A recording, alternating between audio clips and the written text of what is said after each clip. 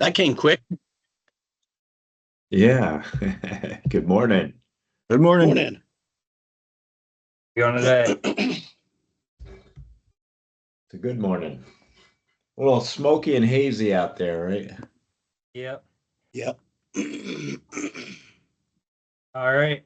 Good morning and welcome to another Friday morning safety meeting. This week's code item of the week is maintain respectful behavior when everyone is working, driving company vehicle, or wearing the company logo. You're always representing the company. Ben Dow. Yep. This one, a lot of our reputation comes from how the public sees us. And we get a lot of comments, I do anyway, on how respectful and professional we seem out there. And a lot of it's just our interacting when we're driving around and how we represent ourselves.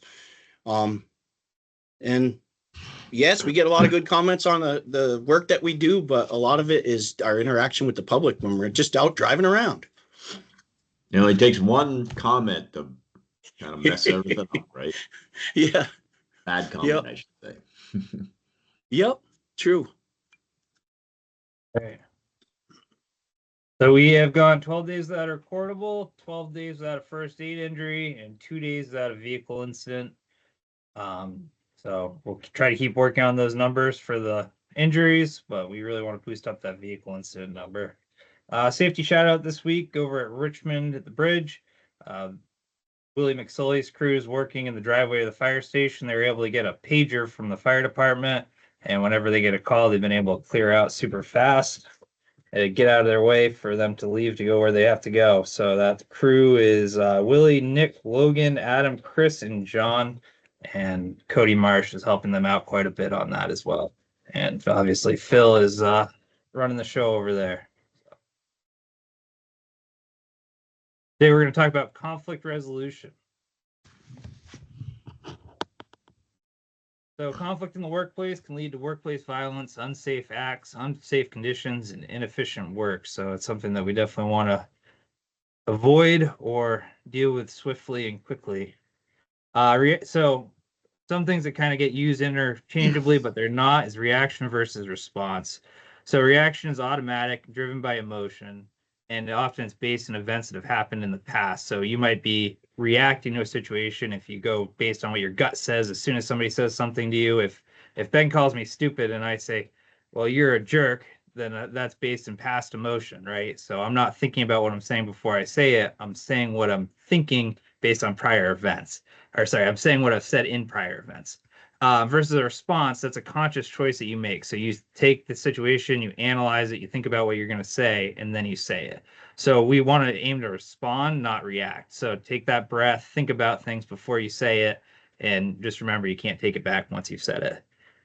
Sometimes you just can't generate an appropriate response right away. So the only way to let emotions heal is time. So sometimes you need to take a breath. Sometimes you need to take 5 minutes. Sometimes you need to, go walk around the site or whatever you need to do to calm down. And that way you can have a proper response and not just, reply in emotion. And you never want to make decisions based in anger. That's one of the big ones. I think we've all done it before, and we've all usually regret our decisions after we do that. So you don't want to let emotion at all drive your decisions. You want to do it based on fact and reason. And sometimes you just need to call someone to assist you. I think a lot of us in here have called Ben Dow at some point and been like, hey, Ben, how do I handle this situation? And there's a lot of people around here that can help you answer those questions and deal with issues appropriately. Hey, Tom, just going back to that one once, sometimes just the pause, excuse me, de-escalates the situation because people are waiting for that reaction. And when you don't react right away, it gets everyone in the thinking mode a little bit like, hey, wait a minute, what's going on? How come he didn't react right away? And it actually naturally de-escalates just by, just taking a pause. Yeah, absolutely. And for some reason, my slideshow got mixed around a little bit, but we'll skip on to the next slide. So one thing that happens a lot is when you have conflict, you end up digging in on your idea. So, I have plan A and Ben has plan B, right? And I'm not aligning with Ben on plan B, and Ben won't align with me on plan A. So I keep working on plan A, and we're working against each other, right? Well, we'd probably be a lot more efficient if I aligned with plan A or Ben aligned with plan B or whatever what different way is, right?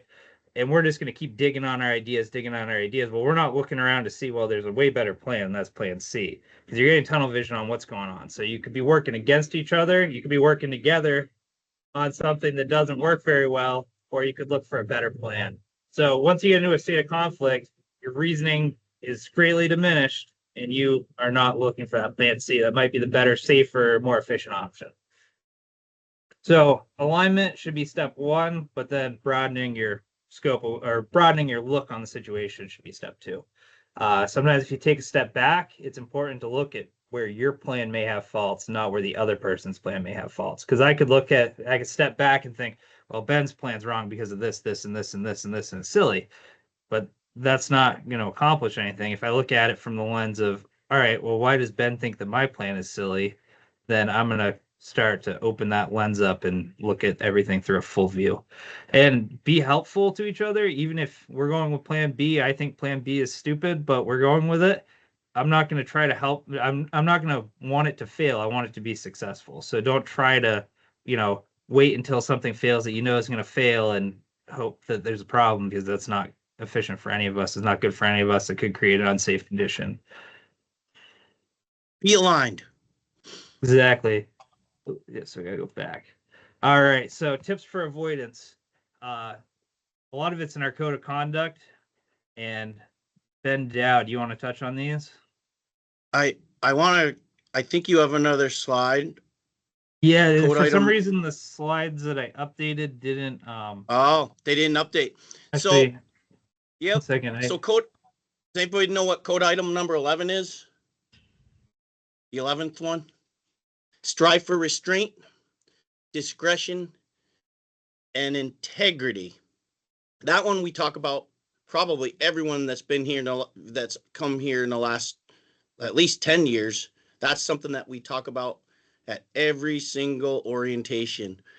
That one addresses impulsive behavior and accountability, which is about self-discipline and being responsible for what you say and what you do. Which is also related to what Tom is talking about responding rather than reacting. So how many of you have ever impulsively said or done something and then almost immediately afterwards said, yeah, I shouldn't have said that. That wasn't a good thing to do.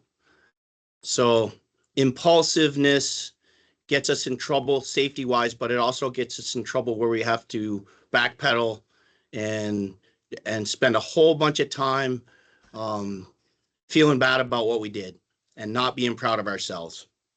So your internal integrity is your gut. A lot of guys out there are always saying, oh, my gut was this, my gut was that. That's your internal integrity. So striving for restraint is just that act of giving yourself a couple of seconds to process before you act or do, right? Discretion is your brain activating and thinking about what your options are in order to respond. And integrity is feeling good about yourself that you've said or done the right thing. So there's a lot in that code item. I talk about it a lot, but it's related to everyday things that we all deal with in self-control and self-discipline, which is one of the greatest strengths that we have as a company, is our ability and our team's ability to have good integrity and good self-discipline in order to work as a team and be aligned, like Tom is saying, and to be able to respond rather than to react allows us to do these huge, complicated projects that require a lot of people to work together. So I don't know if you wanted that much of a response, Tom, but there's a lot in this. So keep it simple. Let's keep it simple. The takeaway for this is think before you act or do. To think about it, because we don't want to be sitting in a room afterwards saying, yeah, I shouldn't have said that. I shouldn't have done that, especially if it's when something or someone gets hurt or something gets damaged or or our reputation is tarnished due to it.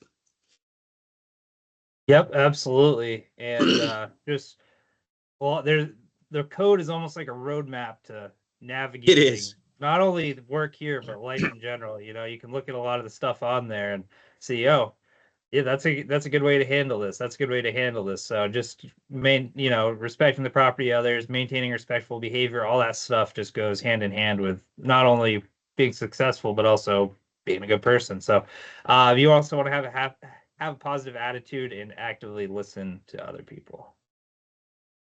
For some reason. Oh, there it is. There you go. You had I it. don't know why. All right. Let's see here. So if the situation starts to get out of control, remove yourself from the situation. Do not try to reason with somebody that cannot be reasoned with. We've all been in an argument with somebody that cannot be reasoned with in that moment. Don't try to, because you're not going to be successful. You're better off just walking away, letting it cool down. You can call leadership or you can call us over at the safety team. And you do not need to have the last word. I think that's an important one. People always want to have the last word in an argument, and oftentimes that just leads to escalation, escalation, escalation. That last word is not going to matter in the long run. Just if you have to walk away, just walk away. And if the situation becomes dangerous, remove yourself from the situation, go somewhere safe, and call leadership, safety, or 911 as appropriate. So I'm going to stop sharing. Does anybody else have anything to add on this? No, all good stuff. There's a lot in there. This is the code. It is what we follow in order to enhance our culture. And it is what we're all about, is that those items that are in the code. That's why we talk about them every week. Okay, let me open that up a little bit, expand it out. Okay. All right, good. Thank you, Tom. Thank you, Ben. Announcements this week. We should be looking for the fair tickets with our paycheck. So check it out. Make sure you don't toss that or shred it. And they also have our Facebook and Instagram links. We have one new employee. This is Adam Lash. He's a welder, fabricator, mechanic. I don't know. Is he assigned to the shop? Do you know, Ben? He's or? working in the shop right now. Yeah. Oh, all right. Yep. And we have a link to our primary care wellness program summary. Actually, I corrected that link. It was the correct link, but I mislabeled it when I put it in the link. Yeah. And this week we're going to talk about the Highgate Airport, and we have Eric out there somewhere. Eric, welcome. Are you on? I am. You want me to scroll, or do you want to take over? I'll share my screen. Okay.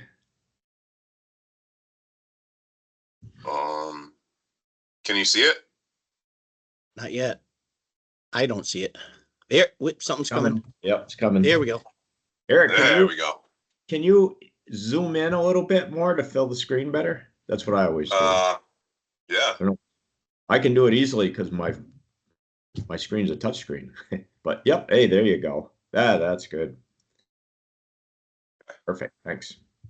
All right.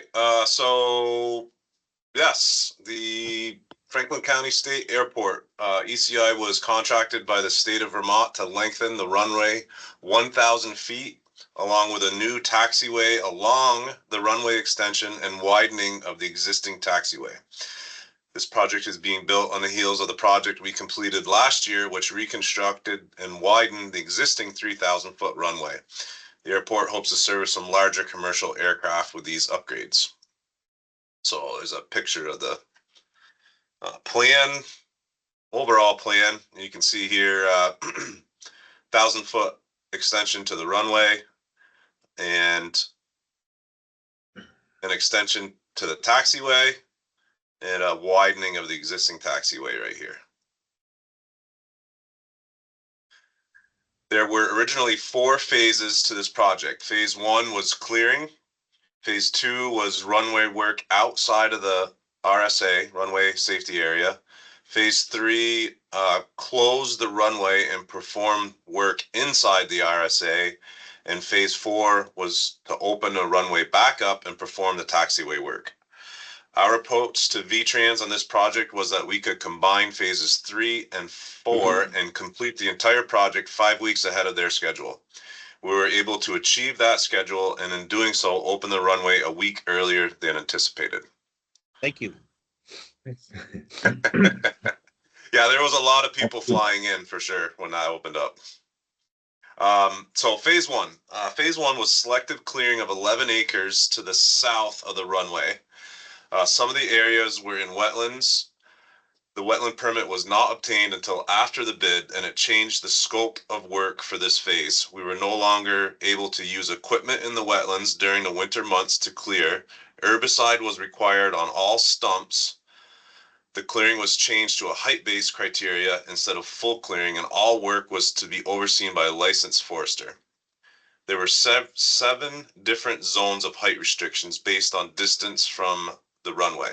The closer the trees were to the runway, the shorter the height they were allowed to be.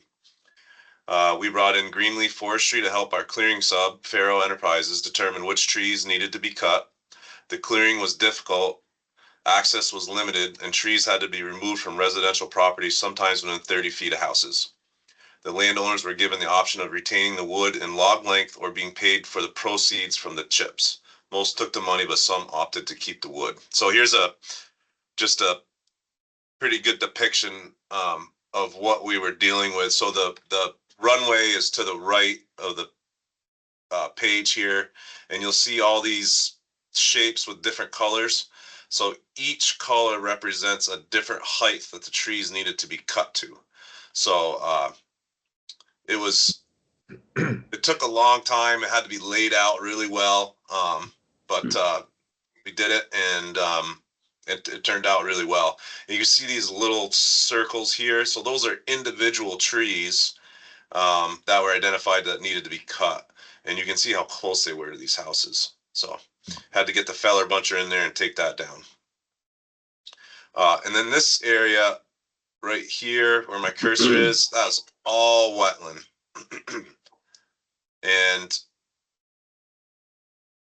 with equipment not being able to be used in the wetlands, Brett Faro enlisted the help of his brother and his draft horse Rooster. We pushed the limits of no equipment in the wetland, and Brett was able to use his feller buncher to take the trees down, and Rooster dragged them out. Clearing was finished up in the beginning of March, and the project was shut down until April 15th when phase 2 was started. So here's a couple pictures of the draft horse, which I think we covered this maybe earlier this year, but yeah, pretty impressive. That horse is all muscle, as you can see. He's got his winter coat there. Yeah, and there's a picture of him dragging one log. Sometimes they hooked a couple logs up to him, but yeah, it was pretty awesome to see. And the state wetlands person that was assigned to this project, she was in love with that, and yep, everybody was really impressed. So phase 2. Phase 2 consisted of all work outside of the runway safety area. This included moving 35,000 yards of material to create the new runway and taxiway extension grades, 1,500 feet of new drainage pipe, a new wind cone, new segmental circle, new electrical circuits and lighting, and topsoil to within 300 feet of the end of the runway. So a lot of earth moving. I just have some pictures here of the crew stripping topsoil here. A lot of topsoil to strip, still stripping topsoil. We had a few haul trucks and dump trucks also running. And here's a picture after they've started doing some of the cuts on the runway, on the taxiway extension. I just want you to notice, if you can, just the sand here. So this is all sand at the airport, and it's beach sand. It's really winter sand. You could sell it as 3/8 winter sand. So, this being an airport project, FAA specs, we needed a 100% modified compaction. It was required on all the fill material. So that was the most difficult part of this project, was obtaining that compaction on the 7-foot fills using the existing on-site sand. So lots of water, lots of compaction, and really just trying to make sure that we were taking compaction right after we were hitting it with the roller.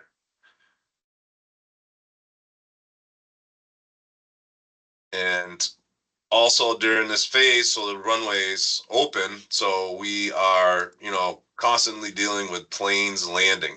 And some of them, like this one, you know, they're pretty low. So, I mean, it was pretty nerve wracking for all the people working on the site. You know, it looked like they were going to hit you, but then, you know, they didn't. They were just landing. You know, there's some argument as to why they had to use the land at the end of the runway and couldn't land a little ways down, but it was open, so they were able to use the whole runway if they chose. Again, another picture of some of the cuts. You know, we moved a lot of material on this project. And you can see the taxiway taking shape right here at the end. And some more pictures, a lot of earth moved. And here's the crew prepping for a catch basin.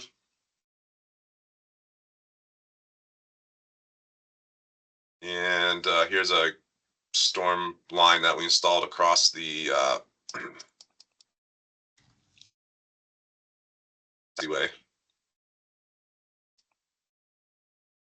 All small. I think the biggest size pipe was 18-inch. So. And here's a picture of our electrical sub Kobo, installing some handholds and some conduit.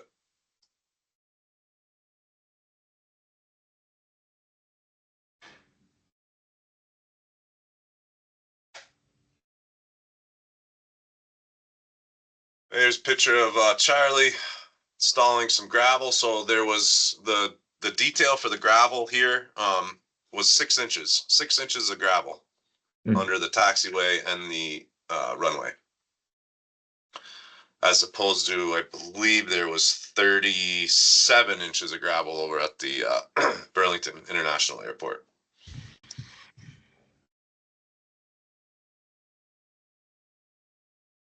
It's nice to have a good So- flat grade if you're going to place only 6 inches over over fabric, huh?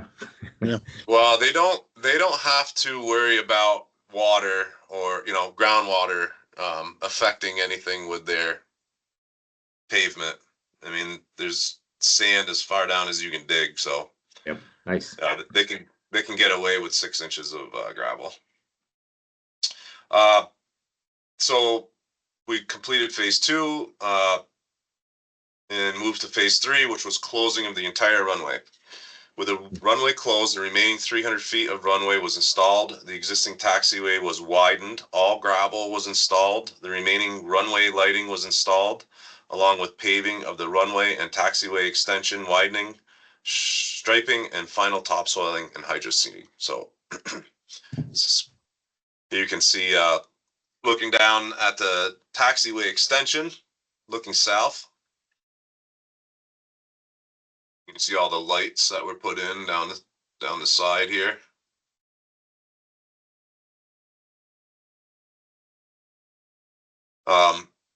Here's a good picture. So this is a picture of the 300 foot area that we couldn't do during phase 2, and you can see the big X here in the background. That was up just so that planes knew you couldn't land. That was on the runway. There's another one on the other end of the runway too. And this is Kobo installing some conduit. And installing more gravel for the taxiway widening. And here's a good picture looking down to the north of the widening of that existing taxiway. And they're installing, they're topsoiling here in the background.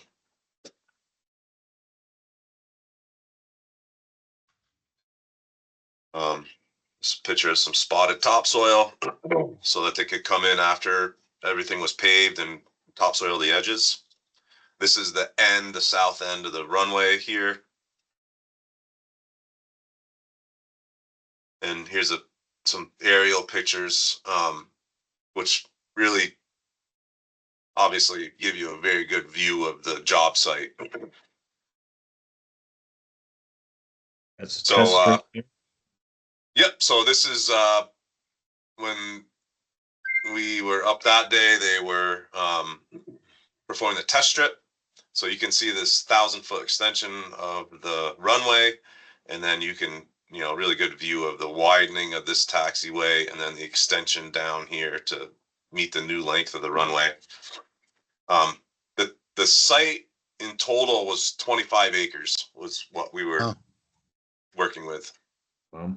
So big site. Mm-hmm. And Pike did the paving for us.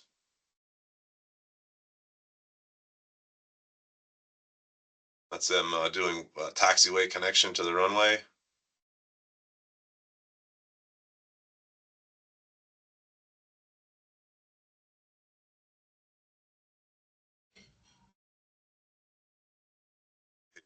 See, we widening. And there was actually almost the same amount of paving on this project as there was in the Burlington airport project. Here's a little zoom up of the test strip paving. I think if you notice so just real quick, you see here this taxiway connection to the runway. You can see how it's squared off here. There's not a radius.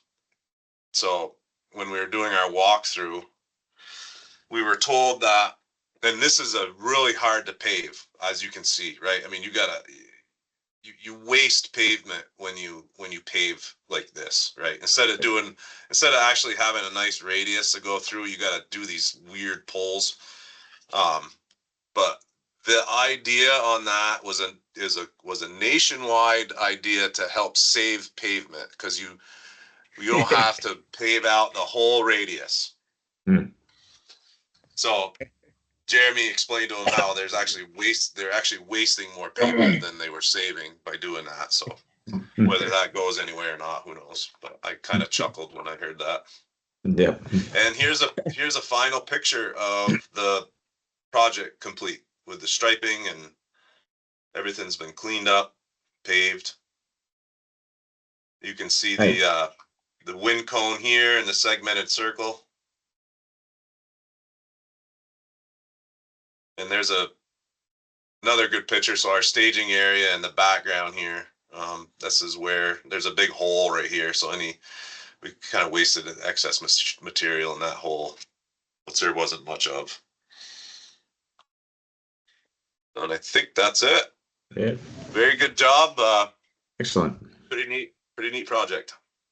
Thank you, Eric. That is excellent. Cool job and everything. Ben, have you landed on that new portion yet? I landed on it the first morning. The first morning they were open. It held up your airplane. It did. I beat that rainstorm that morning that they opened it early. Yeah. I took it up there, and it's very smooth. It's very nice. Yep. I think you were one of the first ones, Ben. Yeah, one guy beat me, but. Oh, really? They allowed somebody else? So yeah. All right, let me pull it down to the project archive photo. If you're done, keep talking. So Ken, one thing I wanted to let everybody know before you go to that is check out your 401ks. Oh yeah. Check them out. Yeah. Okay. Right, I'll announce that. Yeah. Yes, I saw that email earlier and I missed it. But yeah, we have profit sharing distribution that was made, and I forgot to put it in the announcements. So that's okay. You put it in next week. Talk about it next week. Yeah, but it's really cool. We put some profit sharing in there, and from 2023. Yeah, so, 2023 profit, all in our pocket. So that's good. Well, we get to talk about it twice now. Everyone can check first. All right, so I'll close this with the Velco hub substation, Highgate substation, back in August 2005. It looks like Paul Sabern, Yep, running the machine.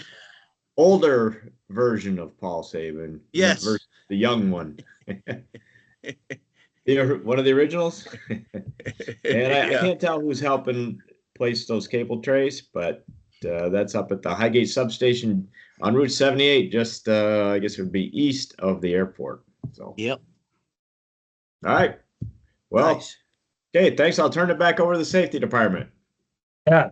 Have a good day. Be safe out there. Have a great weekend and send over attendance if you watch in a group setting, please. Okay, take care. Thanks, everybody. Stay All right. safe.